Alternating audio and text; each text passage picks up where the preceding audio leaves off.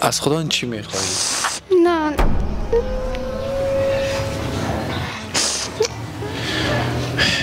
مرد آدم که خداوند میگیره نه باید از اینمی زن ورداره با خاطر که بزن بسیار سخت است بیادره زندگی کردن در دنیا که مردش نباشه اولادش خوارزار باشه این سخت است کسی دوستم نداشته باشه که کتش کمک کنه. بسم الله الرحمن الرحیم. دوستان عزیز، بازم در کنار یک فامیل و خانواده هستیم که نیاز به کمک و دستگیری داره. مشکلات زیادی را اینا پر سر گذاشتندن.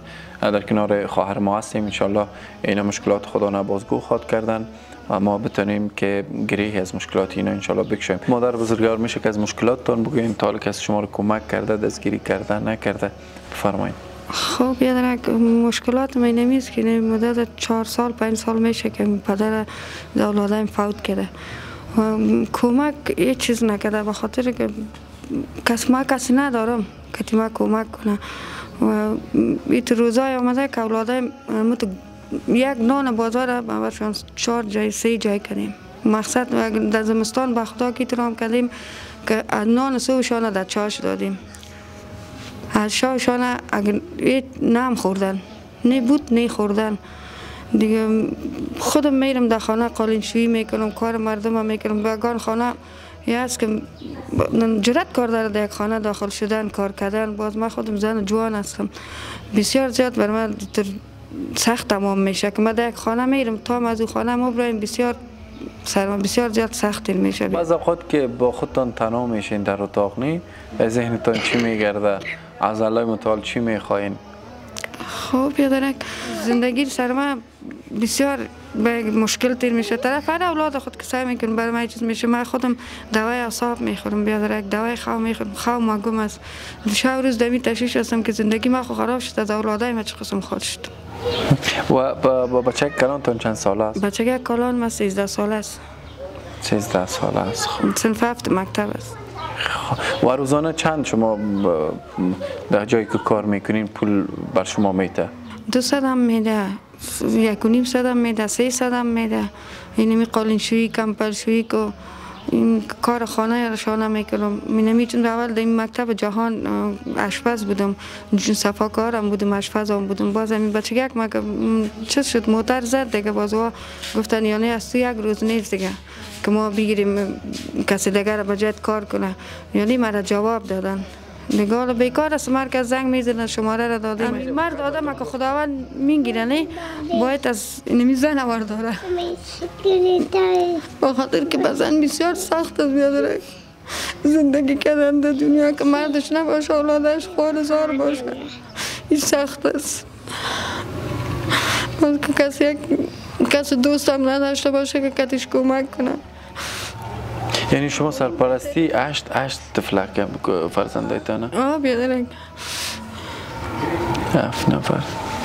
خب نظر چشم دوش کم از بیادرک. بس یکیش عینک گرفتم، از یکیش گفت 7 ماه بعد بیاد دیگه. اونم متماندم زورم نکشید. این بچیم تکلیف گرده داره. خیلی این بچه تان؟ تکلیف گرده داره. پیش دکترها که بردم میگه باید 7 سال دوا بخوره. گرده ازی میگه فعالیتش ضعیف است. همین چیز را که میخوره در وجودش چیز نمیشه. باید دوا بخوره اگه نه با ایندیش نقص میکنه. رای حل به خاطر مشکلاتتان چی خواد بود؟ یعنی گریه نکنین، خواهر بزرگوار الله متعال مشکلاتتان حل کنه. رای حل چی است به نظرتون که از این بحران بیرون شوین شما ان شاء الله؟ رای حل نمیشه بیادره که کمک کتیم شه که ما یک کمک سر چیز شوم که می اولادای ما لقمانان چیزا بخوره با مشکم سیر آرام. ما خودم ما که ما برایم صبحانه با کاری بچیم. مادر نری مادر کجا میری؟ با خدا که روزای آمده که ما پس آمدیم یا دست یک دفعه که نمیدونی یک جای کار میکنم که آمدم دست بچیم هم شکسته بود، سرشم شکسته بود، افتاده بود. خانه که میایم بیخی دست خود کلان میکنم. مادر بیا اینجا بیشی، مادر اینو مرا در بغل بگی. یعنی ما که صبح مبرایم شام میایم اولادم گشنه بغلم است که مرا در بغل بگی. یک روزی نمود تو اولادم گرسنه بود، زمستان بود، اتاق یک پایه که کجو بچیم کج مانده بود. بیرو برآمدم 50 روبله دستم بود برآمدم گفتم من براتون نان میارم. اما تو گشتم پس آمدم شام بود. 50 پر نان گرفتم آوردم برشان انداختم گفتم از اینکه مرگ من بهتر است نه زندگی من که اولادم داریم این رقم سر نان چیز باشه. حتی یک روز نانم نداشتیم اون بچه خوردم از دست گشنگی دانه که شواز میشه دلش مادر من دیگه شیمه ندارم پر من نان پیدا کن.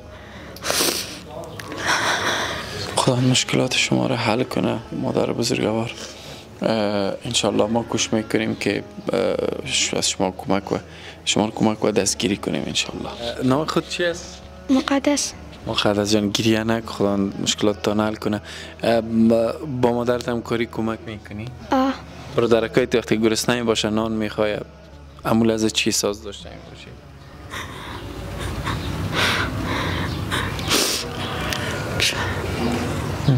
نه گیره مقدس جان. از خدا چی میخوایی؟ نه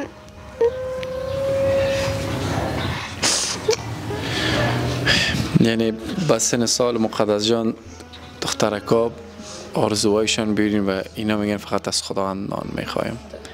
الله متعال مشکلات اینا را حل کنه. بعض خود پدر یاد میاد وقتی که مادرت دی حالت دی وضعیت میبینی به خاطری که دلداری بتی برش چی میگی؟ تنها گریه میگنی خلاص؟ دوستان عزیز موقع سر گرفتش صحبت کردن نمیتونه. خوب هستی خودت؟ انشالله که کلان شوی چی میخوایی شوی؟ چی کارا شوی؟ دکتر. اوه ماشاءالله دکتر. خودت؟ انجینر. اوه اینه قبریز به ماشاءالله انجینر. خودت؟ دکتر. میشه خیر. خواهر بزرگوار گریه نکنه الله متعال مشکلات شما را حل کنه. دوستان عزیز ما انشالله کوشش میکنیم که به این فامیل مثلا به فرزند بزرگشان که 13 تا 14 سال عمر داره یک دکانک بسازیم و اینا از اون طریق مادر بزرگوار میگه که مشکلات ما حل میشه و دیگه اینا مکلف نیست که در بیرون کار کنن. از اون طریق که فرزند روز 1000 افغانی یا 1500 افغانی هم کار کنه انشالله مشکلات فامیل و خانوادگی اینا حل میشه. ما به زودی انشالله کوشش میکنیم از طریق شما عزیزا ما رو پل ارتباطی قرار بدین به خانواده رو کمک کنیم و با خبرهای خوب و خوش به نزد فامیل خانواده لینک ها مشاهده میکنین. ما در کمال امانت داری انشالله ارسالت انجام میدیم.